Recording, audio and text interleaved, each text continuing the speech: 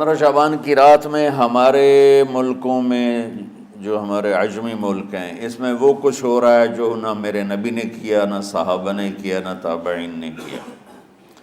عجیب و غریب عبادات گھڑ لی ہیں، عجیب و غریب اس کے اعمال بنا لیے ہیں اپنی طرف سے، اور مسجدیں بھری ہوتی ہیں اور روشنیاں لگی ہوتی ہیں اور آتش بازی ہو رہی ہوتی ہے۔ میرے نبی نے اس رات کی فضیلت بتائی، عمل کوئی نہیں بتایا۔ جیسے یہاں کوئی صلاۃ تسبیح کی جماعت کرا رہے ہوتے ہیں، کوئی اجتماعی تہجد پڑھ رہے ہوتے ہیں، کوئی دیگیں چڑھا رہے ہوتے ہیں، کوئی آتش بازی کر رہے ہوتے ہیں، تو وہ اس میں اتنا غلو ہو گیا ہے کہ یہ بھی ٹھیک نہیں۔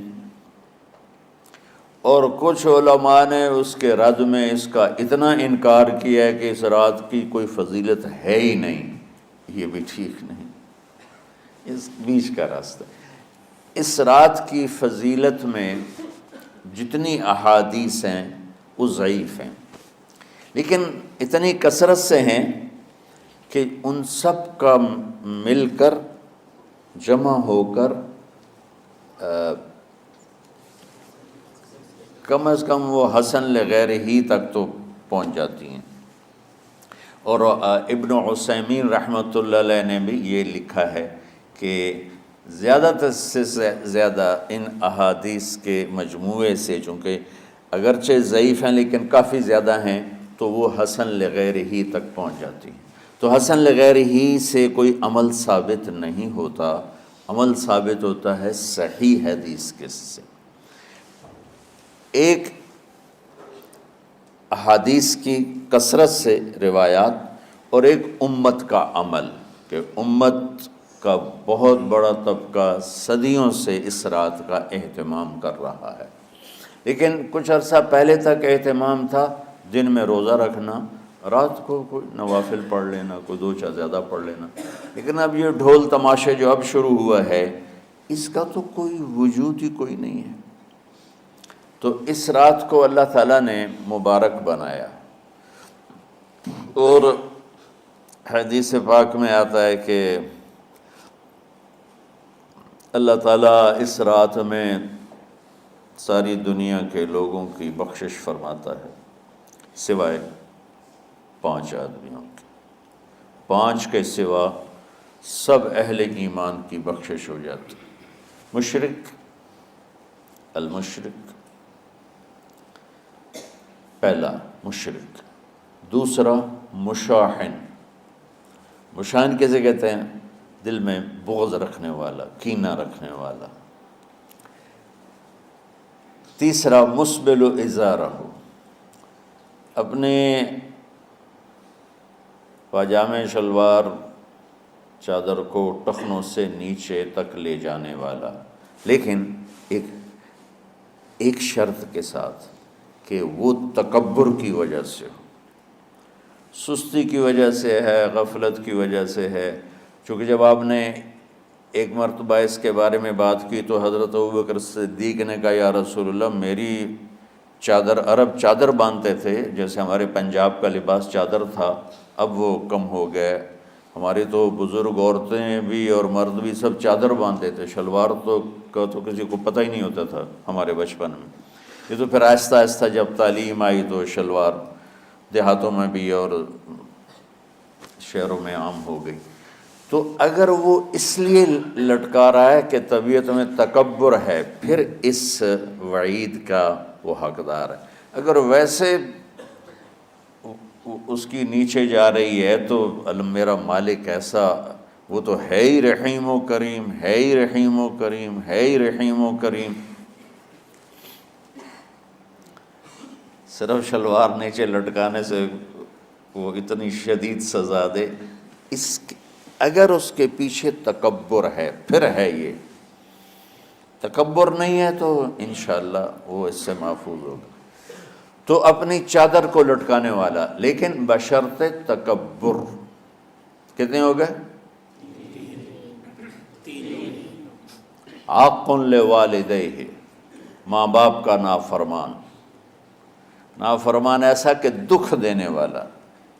چھوٹی موٹی اونچ نیچ تو ہر بچے سے ہو جاتی ہے، نہیں، جن نے والدین کو ٹکڑے ٹکڑے کر دیا ہو اور ان کو دکھ دے دے دے دے کے ان کا سینہ چیر دیا ہو، چونکہ آپ کہتے ہیں پرزے پرزے کرنا کسی چیز کو، تو اپنے دکھ دے کر اپنی بدتمیزی کے ساتھ اس نے ماں باپ کا دل زخمی کر دیا ہو، ایک یہ نہیں معاف ہوتا. پانچواں، مدمن خمر، مسلسل شراب پینے والا، مستقل جو شراب کا عادی ہو. ان پانچ کو مؤخر کر دیا جاتا ہے. معافی نہیں ہونے کا مطلب یہ نہیں کہ اللہ تعالیٰ کبھی معاف نہیں کرے گا. معافی نہ ہونے کا مطلب یہ ہے کہ یہ پانچ ایسے گناہ ہیں کہ اس کی وجہ سے بخشش رک جاتی ہے. اگر وہ شرک سے نکل آئے، وہ کینہ سے نکل آئے، وہ تکبر سے نکل آئے، وہ والدین کی نافرمانی سے نکل آئے، شراب چھوڑ دے، تو ان کی بھی بخشش ہو جاتی.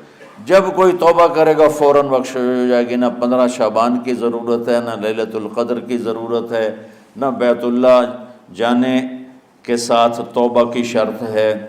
جہاں بھی وہ بیٹھ کے توبہ کرے گا، جس لمحے میں کرے گا، اسی وقت اس کی توبہ قبول ہوگی اور اللہ اس کے پچھلے سارے گناہوں کو معاف فرما دے گا.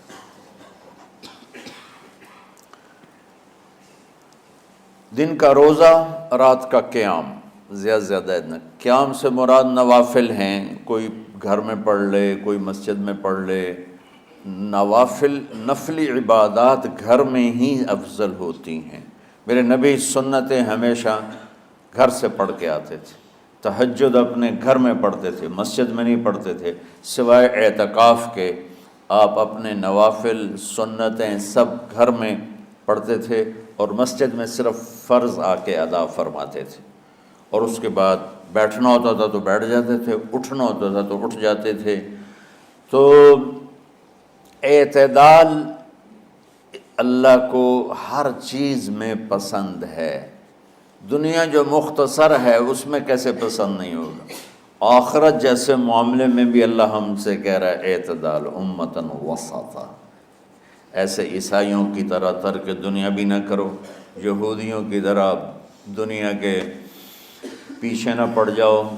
رزق حلال بھی کماؤ، اپنے بچوں کو بھی دیکھو، اپنے فرائض کو بھی دیکھو جو دنیاوی ہیں، اور اللہ سے بھی اپنا معاملہ ٹھیک کرو اور درست کرو. بعد کے زمانے میں صحابہ کے بعد سے ہی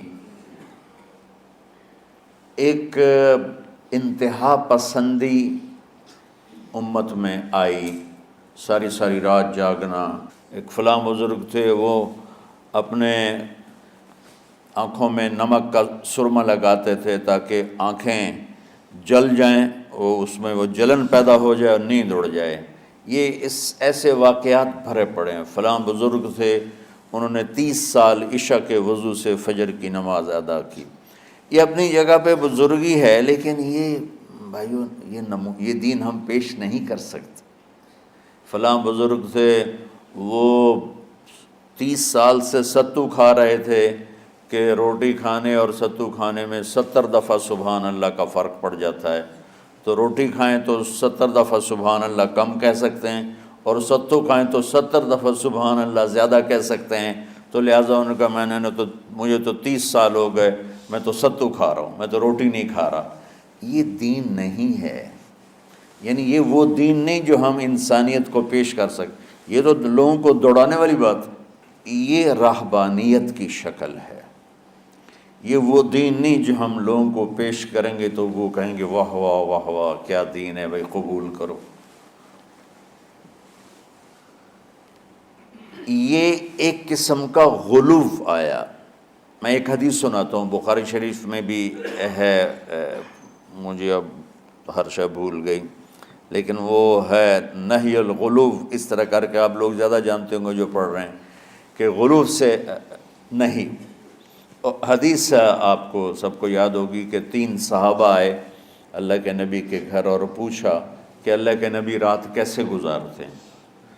تو وہ گھر والوں نے کہا سوتے بھی ہیں، جاگتے بھی ہیں، کھاتے بھی ہیں۔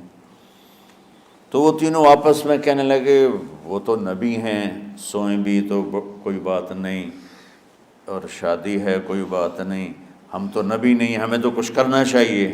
ایک نے کہا کہ میں ساری زندگی روزہ نہیں چھوڑوں گا، ایک نے کہا کہ میں ساری زندگی سوؤں گا نہیں، ایک نے کہا میں ساری زندگی شادی نہیں کروں گا۔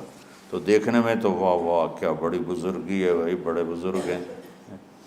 ہمارے نبی کو پتہ چلا آپ نے تینوں کو بلا لیا، کہا تم مجھ سے زیادہ اللہ سے ڈرنے والے ہو، میں تم سے انا اتقاکم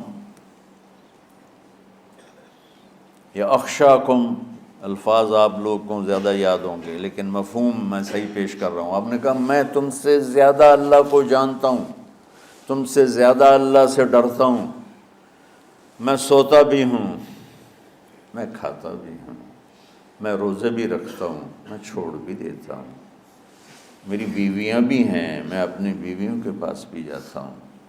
تم دین میں غلو سے بچو، پہلے امتوں کو ہلاک کر دیا دین میں غلو۔